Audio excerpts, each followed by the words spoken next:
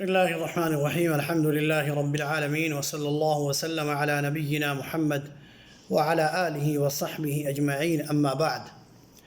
ساتھی اور دوستو، رمضان کی آمد ہے، نیکیوں کا موسم جس کا ہمیں سالوں بھر شدت سے انتظار رہتا ہے، وہ ہمارے دہلیز پر کھڑا ہوا ہے۔ بہت جلد 2 یا 3 دن کے بعد یہ مہینہ ہم پر سایہ فغن ہونے والا ہے۔ اللہ سے دعا کرتے ہیں کہ اس مہینے کی رحمت اور اس کی برکت سے پورا فائدہ اٹھانے کی اللہ ہم تمام مسلمانوں کو توفیق عطا فرمائے۔ اس مہینے کو آئی ہوئی مصیبت کے جانے کا ذریعہ بنائے۔ ساتھیوں، اس مہینے کے آتے ہی ہم میں سے کچھ لوگ بڑے جذباتی ہو جاتے ہیں اور کچھ مسائل ایسے ہمارے بیچ چھڑ جاتے ہیں۔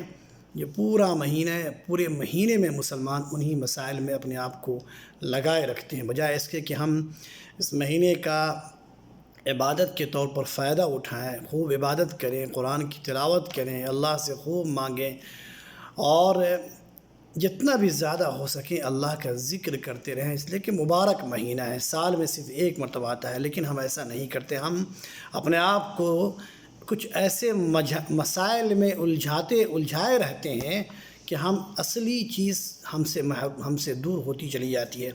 انہی مسائل میں سے ایک مسئلہ جو میں نے پہلی کلپ میں آپ کے سامنے بیان کیا تھا، نیت کا مسئلہ ہے، رمضان میں روزے کی نیت کا مسئلہ جو میں نے بیان کر دیا ہے۔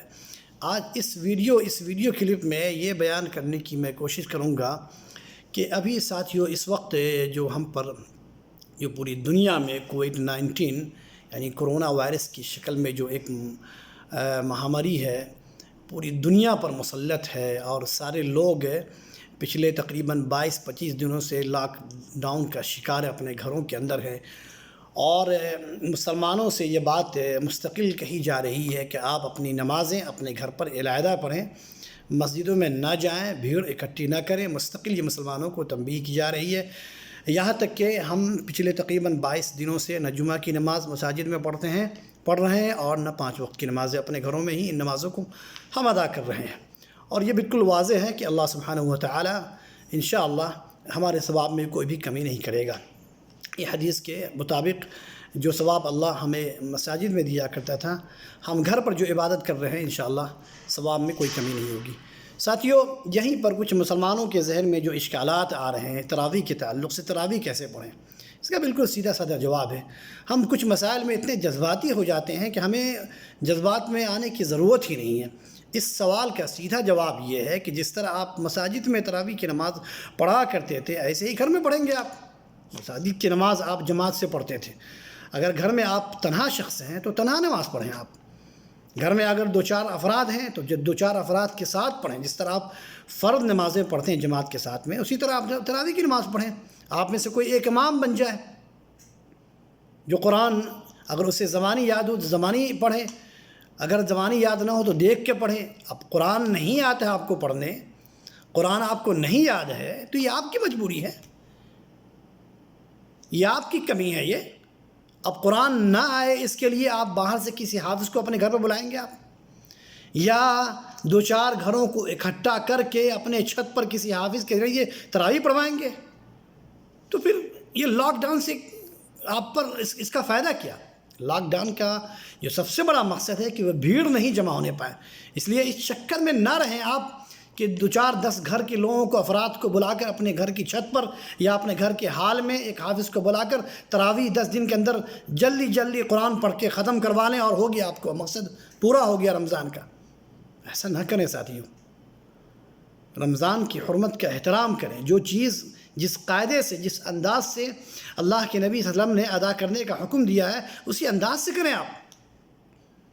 اتنے جذباتی نہ ہو جائیں، اوور ایکٹ ہے یہ کہ آپ ایک ثواب کو تراویح کی نماز کے لیے اتنے جذباتی آپ ہو رہے ہیں کہ تراویح کیسے، ایسا لگ رہا ہے کہ سب لوگ اسی چکر میں تراویح کیسے پڑھیں گے۔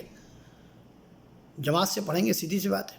قرآن نہیں آتا پڑھنے تو آپ قرآن سیکھ لیجئے، قرآن سیکھ لیجئے، دیکھ کے پڑھیے، دیکھ کے بھی نہیں آتا تو اپنا سر پیٹ لیجئے، کیونکہ آپ نے سیکھا نہیں ہے۔ اگر قرآن پڑھے ہوتے، سیکھے ہوتے تو آج آپ کو یہ سوال کرنے کی ضرورت نہ آتی کہ تراویح کیسے پڑھیں گے، کیونکہ آپ شروع سے تو پڑھتے آ رہے ہیں کسی ایک امام کے پیچھے، ایک حافظ کے پیچھے جو 50 لوگوں کو پڑھا رہا ہے تراویح، کسی ایک چھت پر مطلب تراویح کی نماز ہو رہی ہے۔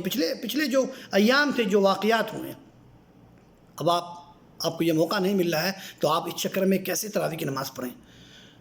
نہیں آتا ہے، 2 ہی صورت آتی ہے، 2 ہی صورت کو پڑھیں، بار بار پڑھیں۔ ایک ہی صورت آتی ہے، ایک ہی صورت کو بار بار پڑھیں۔ اگر واقعی آپ رمضان کو اچھی طرح گزارنا چاہتے ہیں تو قرآن کو سیکھے بھی، قرآن کی تلاوت بھی کریں اور قرآن سیکھنے کا بہت سارے طریقے ہیں، آن لائن طریقے ہیں، استعمال کیجیے اس کا۔ تو ساتھیوں، اس چکر میں نہ پڑیں اور تراویح اپنے آپ کو ایسی چیزوں میں نہ الجھائیں جس میں آپ کے لیے کوئی بہت بڑا فائدہ نہیں ہے۔ اگر اس لاک ڈاؤن سے ہم پر فی الوقت 5 وقت کی نمازوں کی پابندی ہے، اگر مساجد میں نہیں پڑھ سکتے تو اسی طرح ہم جس طرح گھر میں پڑھ رہے ہیں تراویح کی نماز بھی ایسے ہی گھروں میں پڑھیں، اور اپنے گھر میں 10 گھر کے لوگوں کو اکٹھا نہ کریں۔ اگر آپ تنہا پڑھیں، روم میں، اگر آپ کے روم میں 2-4 بندے آپ کے ہیں تو 4 بندوں کے ساتھ پڑھیں۔ گھر میں اگر آپ ہیں، آپ کے بچے ہیں، آپ کی فیملی ہے، فیملی کے ساتھ پڑھیں۔